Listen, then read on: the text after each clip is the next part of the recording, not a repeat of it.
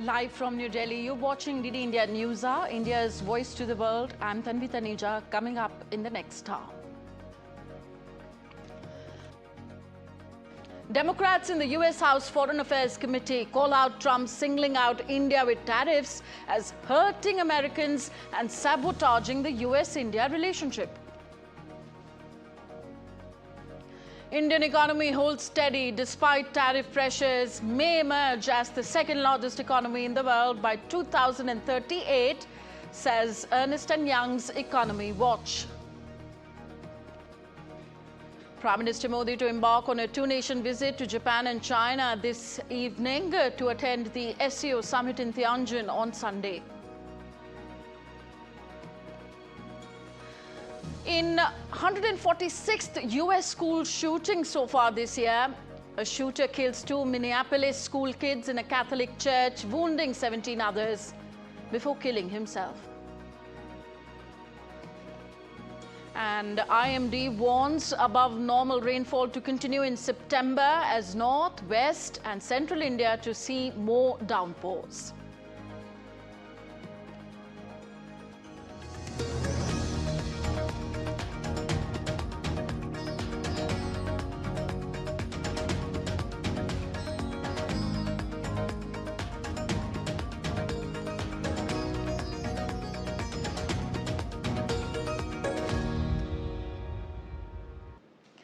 So Prime Minister Narendra Modi is set to visit Japan from 29th to 30th of August. This will be Prime Minister Modi's 8th visit to Japan and the first summit with Prime Minister Shigeru Ishiba. The highlight of the visit is 15th India-Japan Annual Summit. It drives the agenda of the India-Japan Special Strategic and Global Partnership.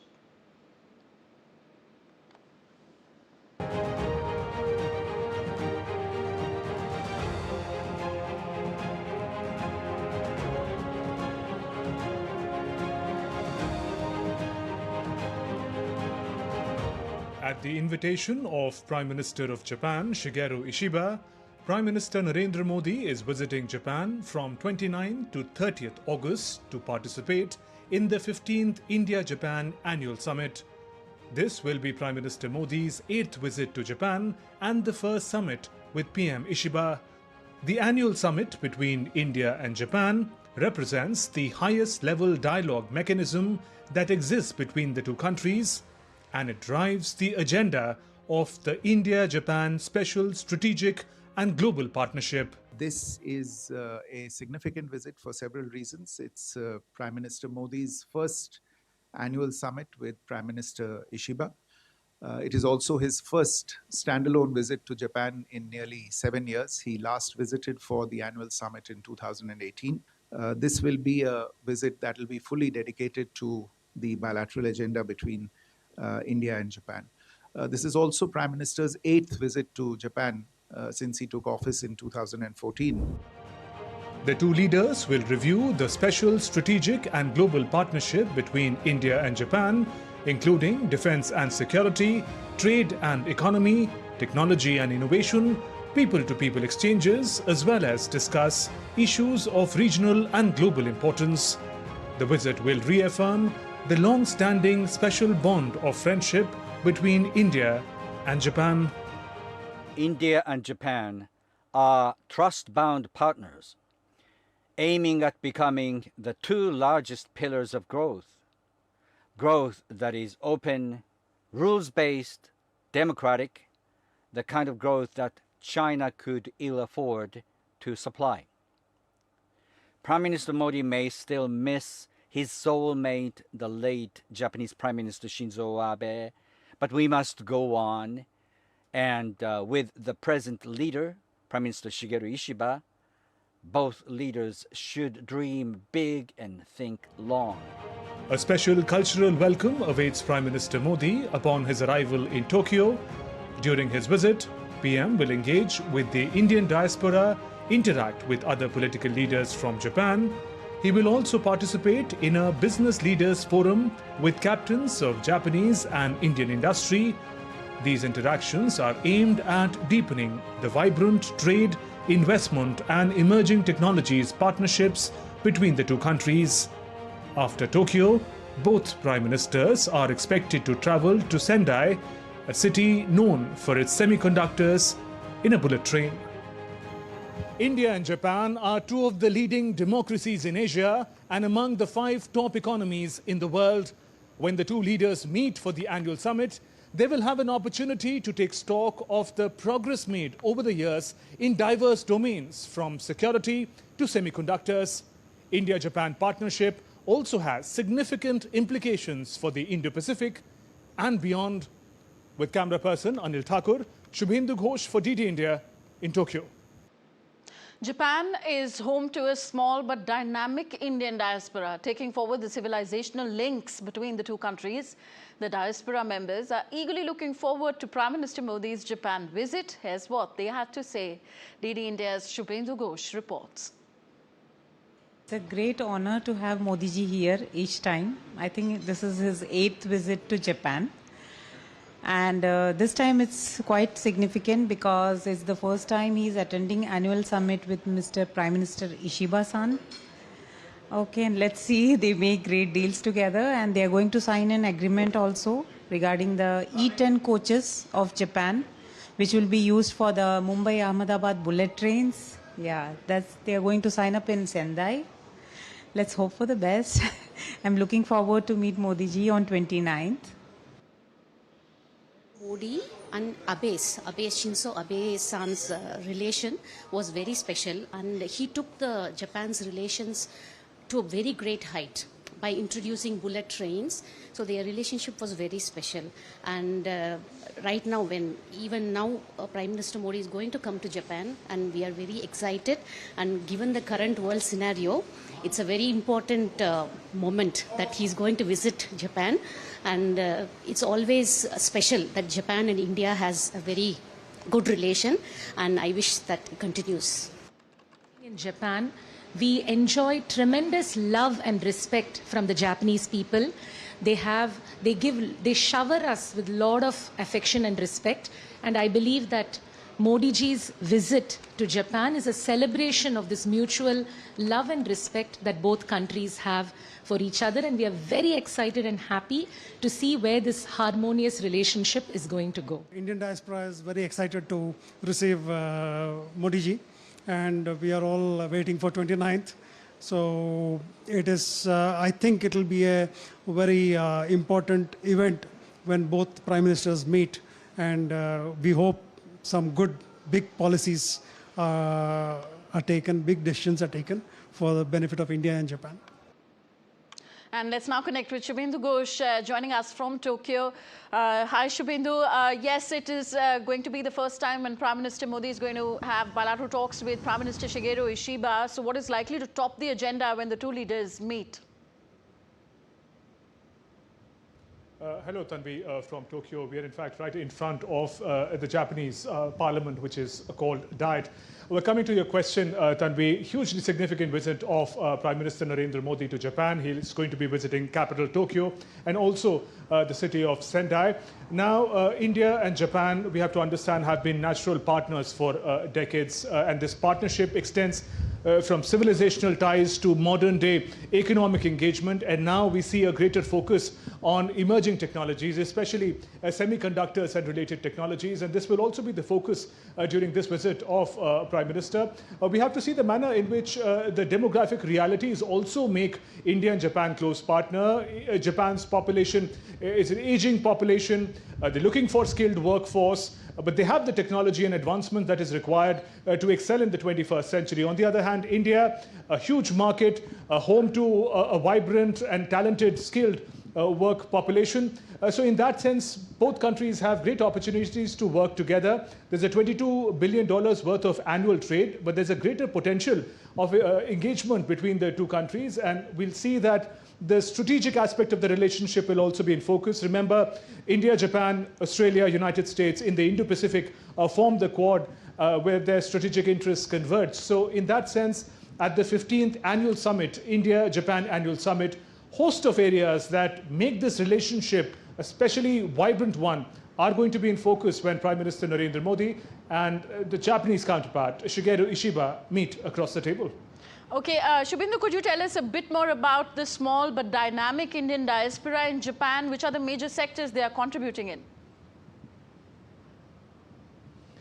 Well, we have to understand that Japan traditionally has been a technology powerhouse. So in that sense, the diaspora members that we engage with, most of them engaged in various technology technology company from India, operating manufacturing in Japan. And that also is an important indication of the degree of comfort that the both economies have with one another. We have traditionally seen Japanese companies coming to India, manufacturing. Just a few days ago, we know that Prime Minister Narendra Modi, in fact, inaugurated an EV facility in Gujarat of Maruti Suzuki, which is a very iconic Japanese brand operating in India. So in that sense, most of the diaspora members that we connected with are, in fact, engaged in various technology, IT related area. It's the number, if you look at, it's upwards of about 50,000, relatively small. And there, one also talks about the potential for deeper people-to-people engagement. We were speaking to the Indian ambassador to Japan earlier, and he pointed out that there are about 1.5 million Indian students studying abroad in different countries. Although our ties with Japan are so close, there are just about 1,500 Indian students in Japan. So in that sense, huge potential for people-to-people ties to get a boost. And that is one of the expectations also in this visit of the Prime Minister. Great. We leave it here. Thank you very much, Shubhendu Ghosh, reporting from Tokyo, Japan. So India and Japan are key strategic partners in the Indo-Pacific region and beyond. Shubhendu Ghosh earlier spoke to noted geopolitical expert Dr. Satoru Nagao on Prime Minister Narendra Modi's upcoming visit to Japan. Great expectations from Prime Minister Narendra Modi's upcoming visit to Japan. India and Japan are also strategic allies. To talk about it, I have with me Dr. Satoru Nagao from the Hudson Institute. He's an expert in the Indo-Pacific affairs. Dr. Nagao, welcome to DD India. First, your take on the importance of Prime Minister Modi's visit to Japan, and how do you see the potential, the strategic potential of India-Japan partnership? Huge potential we can see, because we can remember the one word Prime Minister Shinzo Abe addressed in the Indian Parliament in 2007. That time he said, strong India is best interest for Japan. And strong Japan is best interest for India too. Of course, that's a great information for us. So, when the Prime Minister Modi, strong leader, leading the stable government in India, we can see it. Strong India and strong Japan cooperate each other. That will really happen. We can see what happened in the Indian Ocean. Recently, Indian Navy deployed in the Arabian Sea to secure the sea lane of communication in the Arabian Sea. That is the reason sea lane is safe. So now Japan is focusing on Africa. India, of course, India, Japan is focusing on. Africa, Japan focusing on. And Middle East, Japan focusing on. So Japan suggests Indian Ocean, Africa Economic Zone Initiative. That is new concept. This is India's IMEC is overlap the region. IMEC is India, Middle East, Europe. So in the Arabian Sea and the sea around the Arabian Sea, there is a huge opportunity, security and economy. So these are strategic potential. In this case, India and Japan collaborate. And this collaboration will make the new future, new order in the world. So that's why huge potential is waiting in this visit. Right. And if we talk about the Indo-Pacific region, which is critical, where the interests of India and Japan converge, there's of course the Quad grouping, of which Australia and America are also part of. As an expert in the area, how do you see the key opportunities and challenges in the zone of the Indo-Pacific? Well, how to secure the trade, economy, and this is very important because Indo-Pacific, why this is important? This is developing very fast pace. So future is bright, but how to maintain development is very important. In this case, security is matter. India is a security provider in the Indian Ocean. And Japan is security provider in the Pacific side. Japan try to be now. So in this case, collaborate each other. What will happen? For example, India's influence. Security providers, India provides security the Southeast Asia, Middle East, Africa, all of the coastal region of the Indian Ocean. And with Australia and the U.S., all of these four countries provide security in the full of the Indian Ocean and the Pacific both. So that is very important potential. So that's why Quad is very important. Of course, some countries, which I cannot say the name of the country, is challenging such kind of order. But if Quad cooperate, of course, we have enough power to secure this region. Secure this region means that economic development will follow, bright future will come. That's why cooperation between India and Japan, strong India and strong Japan, is very important. Dr. Nagao, thank you very much for speaking with DD India. That was Dr. Satoru Nagao from the Hudson Institute, giving his perspective on the significance of India-Japan partnership, particularly in the context of the Indo-Pacific and beyond. With camera person Shailendra Chauhan, Shubhendu Ghosh for DD India in Tokyo. That was Dr. Satoru Nagao. His primary research area is US, Japan, India security cooperation. And we are now joined by our guest for the show, Anil Vadvaji joins us, former Indian ambassador to Japan. Welcome, sir, to the program. So in the current global context, the subject of Indian exports has acquired enormous economic importance. So during Prime Minister Narendra Modi's visit to Japan, what is India likely to seek from Japan as regards Indian exports?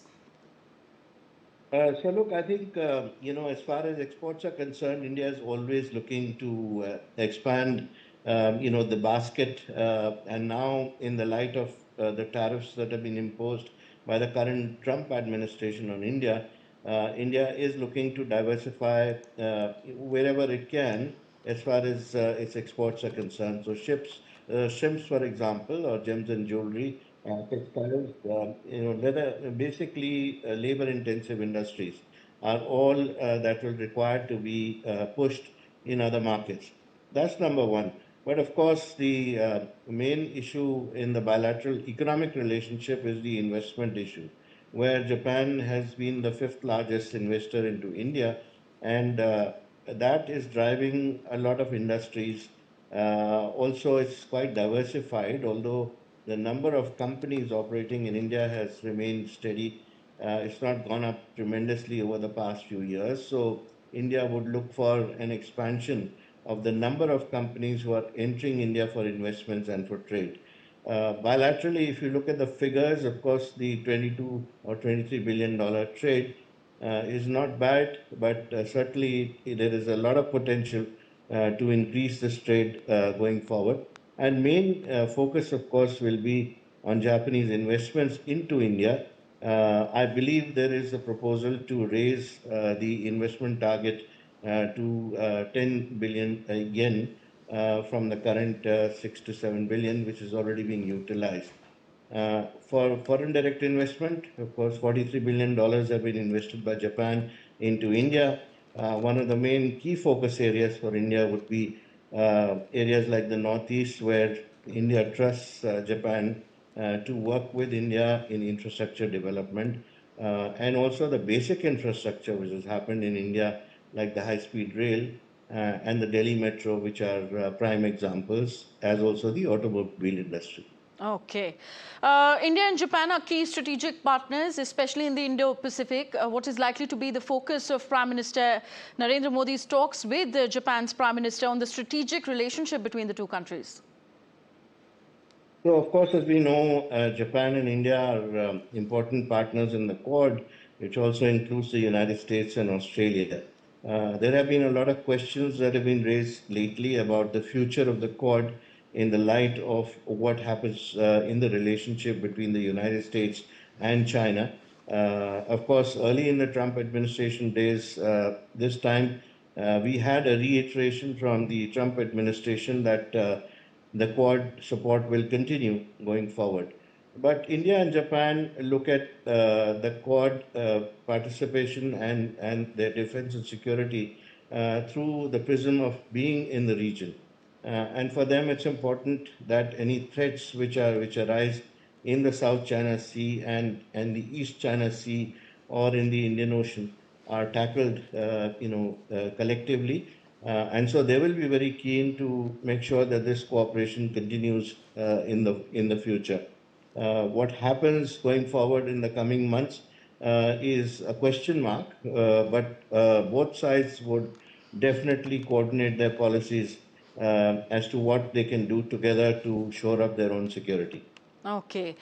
We leave it here. Thank you very much, Anil Vadvaji, for being with us on DD India News. A lot to follow in the days ahead. All right, moving on. In the latest update in the Russia-Ukraine conflict, Ukraine's President Volodymyr Zelensky said 8 people, including 1 child, were killed in overnight attacks on the country's capital, Kiev, describing the strikes a massive attack against the cities. Zelensky said that the strike on the Ukrainian capital that wounded dozens shows Moscow has no interest in real diplomacy. According to the authorities, the emergency crews are tackling the aftermath of the attacks at more than 20 sites in the capital. Officials listed numerous buildings that had suffered damage, including several high-rise apartment blocks. Meanwhile, Russian authorities said that they destroyed over 100 Ukrainian drones overnight. A Ukrainian attack sparked a fire at an oil refinery in the Krasnodar region, but caused no casualties.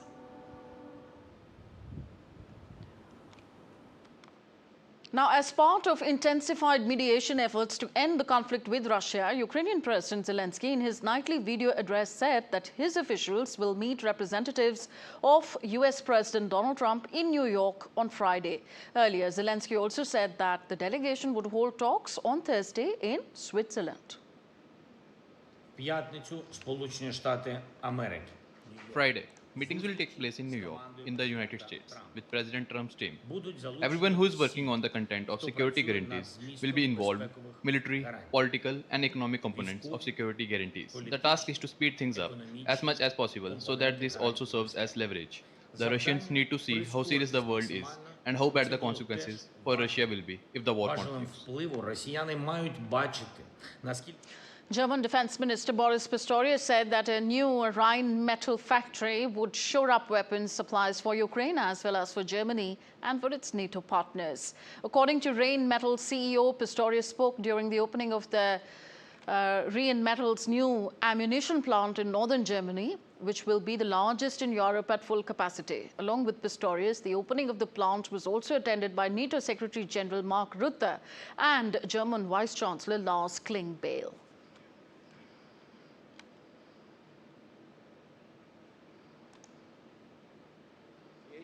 I learned in my life quite early that there is one rule you should obey to always.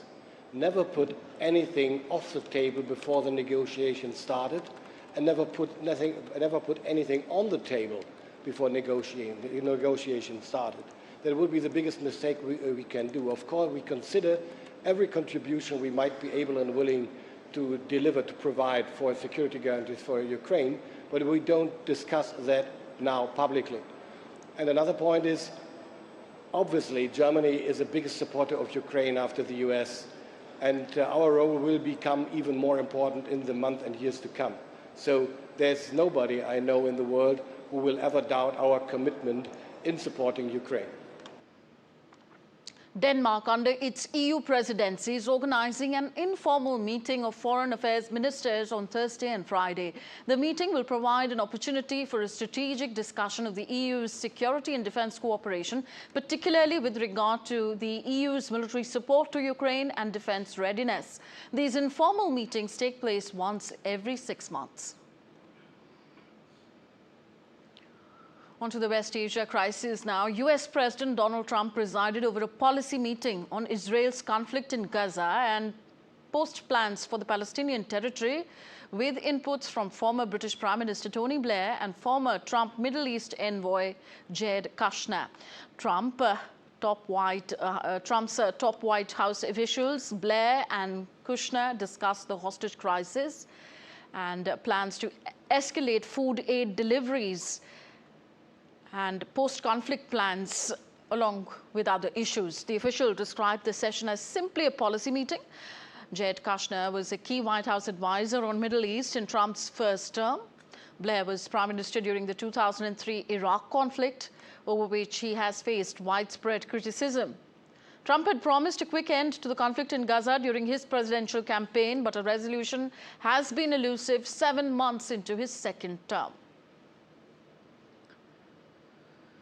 Separately, U.S. Secretary of State Marco Rubio met with Israeli Foreign Minister Gideon Saar at the State Department on Wednesday to discuss key issues in Gaza, Lebanon, Syria and Iran. In their meeting, Saar thanked Rubio for his firm commitment to standing by Israel over the years, as well as for the clear support of President Trump's administration for Israel.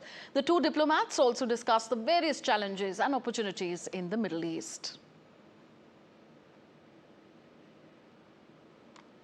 In some sad news now, a shooter opened fire on Wednesday morning during a mass at a Minneapolis Catholic school, killing 2 children and injuring 17 others before he committed suicide. The shooting happened at the Annunciation Catholic School just days after the first day of school on Monday. Police said 14 of the injured were children and they are all expected to survive. The shooting was the 146th such incident since January, according to the K-12 school shooting database.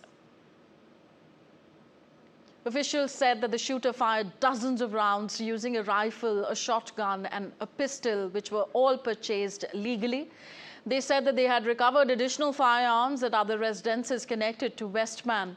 Law enforcement officials said that they were examining an online manifesto posted by Westman that has since now been taken down.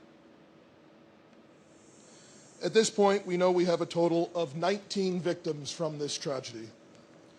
2 were young children, ages 8 and 10, that were sitting in the pews at Mass when they were shot and killed. The coward that shot these victims took his own life in the rear of the church. That coward has been identified as 23-year-old Robin Westman. No prior criminal history. There was a rifle, a shotgun, and a pistol. All 3 had been lawfully purchased by the shooter. Now, hundreds attended a prayer mass at the Academy of Holy Angels, a Catholic school in Richfield in Minnesota, to pay tribute to the victims of a Minneapolis shooting. Further, a candlelight vigil was held in Lyndhurst Park in Minneapolis, Minnesota. Prominent lawmakers made speeches at the vigil for the victims and families impacted. Pain from the families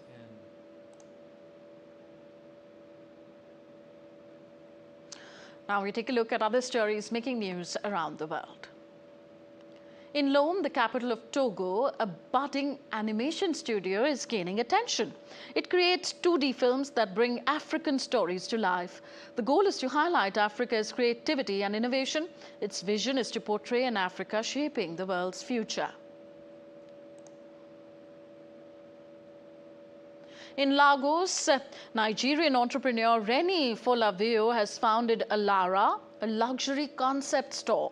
The space highlights African creativity across fashion, art and design. Her vision, called Afrolux, blends beauty with purpose, giving local designers global recognition while driving community impact. In Mexico City, the Basilica hosted the 25th annual Clown Pilgrimage. Members of the Mexico Clown Club joined the colorful celebrations. The event highlighted joy, laughter and unity among the clowns. It aimed to show togetherness beyond all boundaries.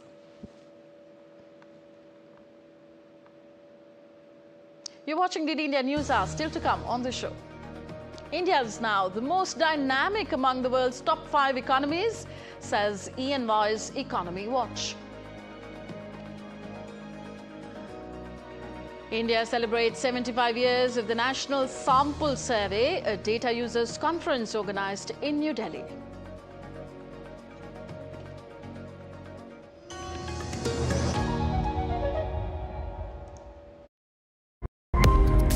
enough food is produced to feed everyone on the planet, hunger should be the thing of the past. How did we get here and what can be done about it?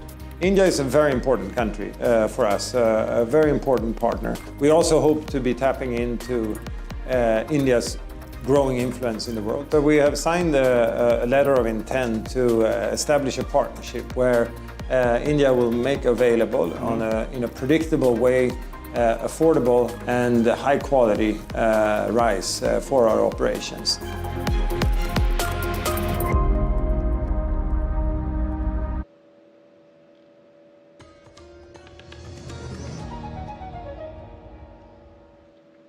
Welcome back. You're watching DD India Live. I'm Tanvi Taneja. Here are the top stories of this hour. Democrats in U.S. House Foreign Affairs Committee call out Trump singling out India with tariffs as hurting Americans and sabotaging the U.S.-India relationship. Indian economy holds steady despite the tariff pressures, may emerge as the second largest economy in the world by 2038, says E&Y's Economy Watch. Prime Minister Modi to embark on a two-nation visit to Japan and China this evening to attend the SCO summit in Tianjin on Sunday.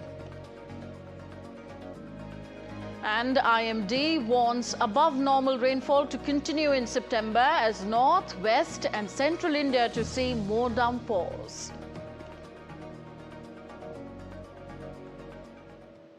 The Democrats in the U.S. House Foreign Affairs Committee have hit out at President Donald Trump for what they call a double standard approach, penalizing India for buying Russian oil while sparing China, the largest purchaser of Russian oil. The committee warned that Trump's 50% tariffs on Indian imports are not only hurting Americans at home, but also undermining 2 decades of bipartisan efforts to build U.S.-India ties. Taking to social media platform X, the committee said, instead of imposing sanctions on China or others purchasing larger amounts of Russian oil, Trump's singling out India with tariffs, hurting Americans and sabotaging the US-India relationship in the process. It's almost like it's not about Ukraine at all. Indian-American lawmakers too have voiced concern. Congressman Suhas Subramaniam said, these tariffs will raise costs on every American and actually hurt manufacturing in our country. Congressman Raja Krishnamurthy went further, saying that the new tariffs announced by President Donald Trump are reckless and self-destructive. Meanwhile, India's economic rise continues. A new report by Ernst & Young projects India to be the world's second largest economy by 2038 in purchasing power parity terms, with a GDP figure of $34.2 trillion. The report says India is now the most dynamic among the world's top 5 economies, driven by high savings and investment, a young workforce and sustainable fiscal path. Among the largest economies, India stands out with a median age of 28.8 years in 2025, the second highest savings rate, and a government debt to GDP ratio projected to decline from 81.3% in 2024 to 75.8% by 2030, unlike peers where debt levels are rising. As per the International Monetary Fund, India's economy could reach $20.7 trillion in purchasing power parity by 2030. Using average growth rates for 2028 to 2030, as projected by the IMF, India may become the world's second largest economy in PPP terms by 2038, with a projected GDP of $34.2 trillion. Compared to the US, China, Germany and Japan, India is uniquely placed. India combines youthful demographics, rising domestic demand and a sustainable fiscal outlook, giving the most favorable long-term growth trajectory. India's trajectory is reinforced not just by demographics but also by structural reforms and resilient fundamentals. High saving and investment rates are fueling capital formation, while fiscal consolidation is improving sustainably. Reforms such as the GST, IBC, financial inclusion through UPI and production-linked incentives are strengthening competitiveness across sectors. At the same time, public investment in infrastructure and adoption of emerging technologies like AI, semiconductors, renewable energy are setting the stage for long-term resilience. India is also projected to become the third largest economy in market exchange rate terms by 2028, overtaking Germany. While US tariffs may affect nearly 0.9% of India's GDP, its impact on GDP growth can be contained to just 0.1% with appropriate countermeasures like export diversification, stronger domestic demand, and advancing trade partnerships. As part of 75 years of the National Sample Survey, the Ministry of Statistics and Program Implementation organized a data users conference on the periodic labour force survey in New Delhi. The aim was to create awareness about the new survey design. As part of 75 years of the National Sample Survey, the Ministry of Statistics and Program Implementation organized a data users conference on the periodic labour force survey in New Delhi today. The aim was to create awareness about the new survey design. Held at Kaushal Bhavan, the conference brought together academics, policy makers, industry experts and researchers. This will help users, including UN agencies, understand changes in India's labour market. The Ministry of Labour and Employment welcomed the changes, saying monthly data will be crucial for tracking employment trends and guiding youth in career choices. It is a very important data source for us, and this granularity that we are getting now, whether in terms of the monthly data or the district level data and the additional elements that have been added in this data, extremely valuable to us. Since its inception in 1950, the NSS has been the basis of India's evidence-based policy, covering consumption, health, education, employment and much more. The ELSS is both a proud continuation of this legacy and a bold step forward into the future.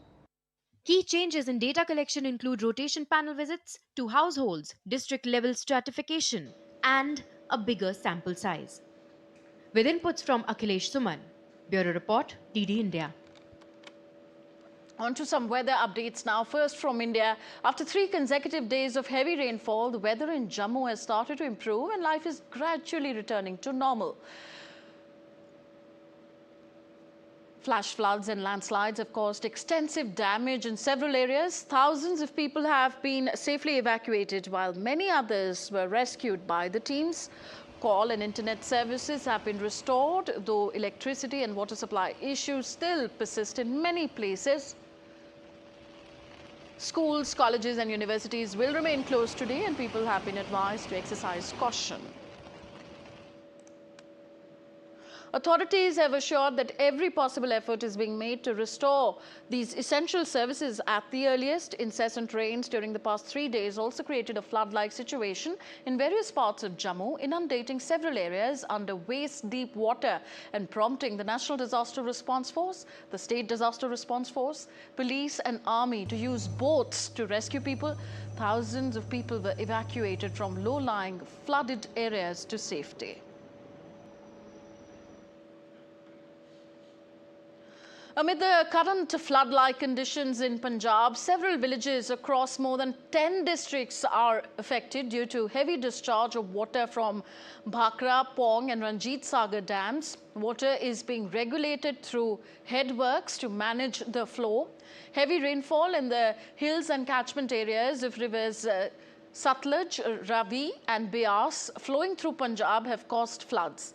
The Punjab government had declared holidays in all the schools across the state till August 30th.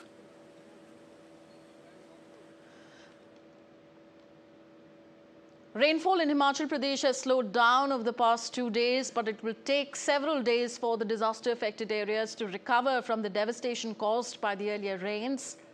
In Kangra district, the water level in the Pong Dam on the Beas River has risen above the danger mark, prompting authorities to release 1.1 lakh cusecs water. Meanwhile, most parts of Kulu, Manali and Chamba districts are witnessing the wrath of nature. Rocks have broken off and fallen onto roads, and the Beas River has engulfed settlements. Mobile networks are still not fully active in these areas, and power and water supply has been disrupted.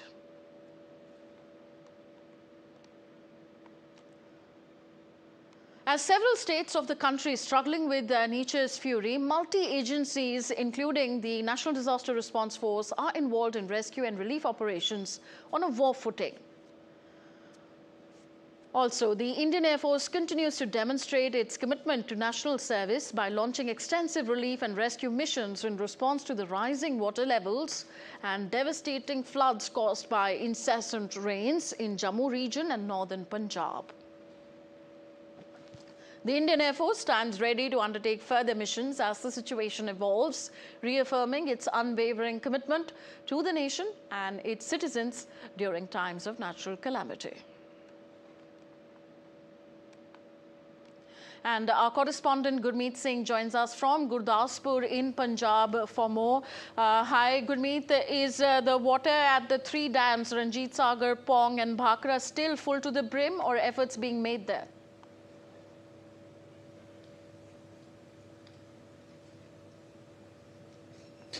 See, Tanvi, if we talk about the dams in Punjab as well as the river, because the water level in the rivers, Satluj, Beas and Ravi is constantly increasing. And eventually the water from Ranjit Sagar Dam and Pong Dam and Bhakra Nangal is being released. And if we talk about today morning, then 4 floodgates of Bhakra Nangal Dam have been opened to release the water.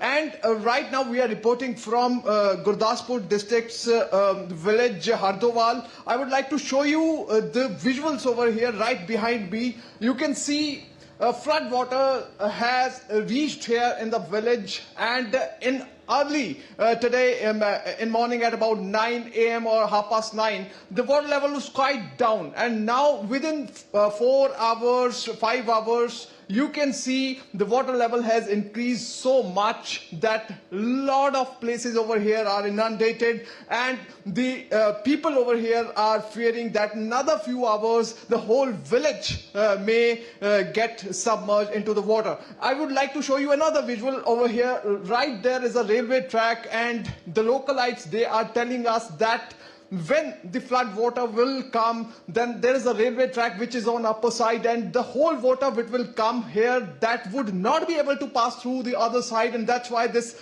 whole area will be submerged. The villages in this belt will be submerged in another few hours. So that is the situation pervading at present on ground in Gurdaspur's Dera Baba Nanak area. And if we talk about other areas of the Gurdaspur, then we have got the input of a lady who was returning home from Gurdwara Sahib along with her brother. She lost her life and her brother could be saved after the rescue operations. And 2 other people lost their life in last 2-3 days in Pathankot and Hoshiarpur area. And if we talk about specifically Makoda Patan area in Gurdaspur, there are about 7 villages which have been disconnected from the rest of the country due to the flood waters that have reached there, and all the crops are damaged, and the people are forced to relocate from those locations and move to the safer areas. So district administration, NDRF, SDRF, army teams have been deployed. Specifically, if I talk about Amritsar, then in few villages, 10 to 20 villages have been affected there. And in all those villages, army teams are working, and they are using their advanced vehicles to evacuate people from the areas, from the villages, wherever they have got stuck. So right now the situation is like this. If we talk about Pathankot, in Pathankot, Jammu Pathankot highway was overflowing with the water. MB canal is there, and there is a UBDC canal in which the water is constantly increasing, and that water was coming on the national highway. But Right now, just 1 hour back, that highway has been opened for the traffic movement. But we are getting the latest input that we are getting in from Sujanpur. There were a lot of villages which got submerged into the flood waters. There is a sigh of relief for the people over there because the water level is coming down. But in Gurdaspur specifically, if we talk, then the water level is constantly increasing. And the localites, the local people over here are expecting that this water level will increase in another few hours, maybe by evening or midnight. Okay. And they would be forced to leave their home, their residences in another few hours. Okay, so Gurdaspur remains a critical area in Punjab where flood waters may rise in the hours ahead. Thank you very much, Gurmeet, for joining us at the moment. Also, the India Meteorological Department said that above normal rainfall is expected in many parts of northwest and central India at least until September 4th, with generally wet weather likely to last until September 18th. The Met Department issued a red alert for extremely heavy rainfall over coastal Karnataka and Telangana, adding that heavy showers will likely continue till September 2nd. It is also predicted that isolated heavy rainfall over coastal Andhra Pradesh, Kerala and Tamil Nadu will persist till August 29th. The weather outlook for the coming days shows continued rain in Mumbai with rainfall amounts slightly exceeding typical levels for this time of the year. These conditions may lead to potential waterlogging in several areas.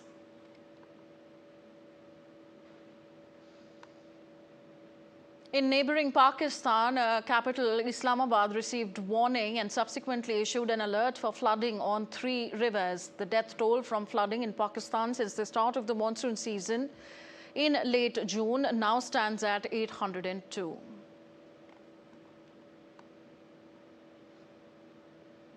Elsewhere in Asia, a landslide triggered by Typhoon Kajiki has killed at least 2 people, left 5 missing in a village in Thailand. Heavy rains have caused floods and landslides affecting more than 180 households. 7 people have been killed in Vietnam, where flooding has damaged and inundated more than 10,000 homes and offices, as well as affecting more than 86 hectares of rice and cash crops. Residents were evacuated from their homes in Algeria's Kria Mountains as wildfires spread, but by Wednesday, firefighters had put out the blaze. Authorities have urged vigilance as the region continues to experience high temperatures and dry winds.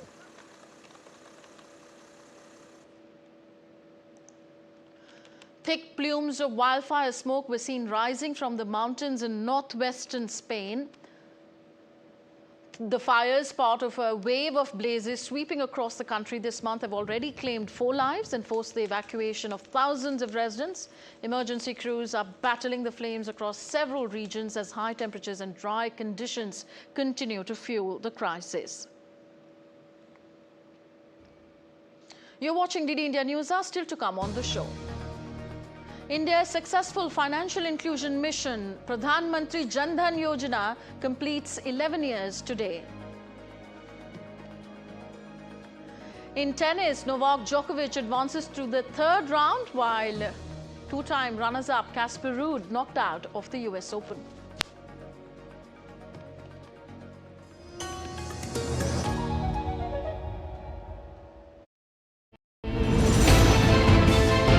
Geopolitics and trade deals, economic challenges amid development, hard work and the path to prosperity. It's the economy always. Between walkers, money is what money does and says. Supply creates its own demand. Between the bulls pulls and bears tears. When supply chains globalization and India rises to the podium. We'll get you centered with the economic brief at 8 p.m. every Thursday on DD India.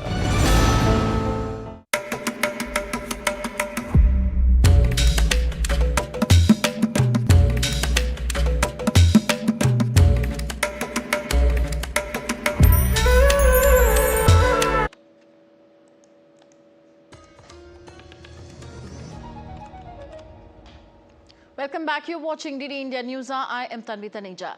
As India's National Financial Inclusion Mission, the Pradhan Mantri Jan Dhan Yojana completes 11 successful years since its inception. Today, Prime Minister Narendra Modi affirmed that the scheme has enhanced dignity and given people the power to script their own destiny by achieving financial inclusion for the last mile. Responding to posts by MyGov India on X, Prime Minister Modi said, when the last mile financial connectivity is reached, the entire nation moves forward together. That is exactly what the Prime Minister Jan Dhan Yojana achieved. It enhanced dignity and gave people the power to script their own destinies.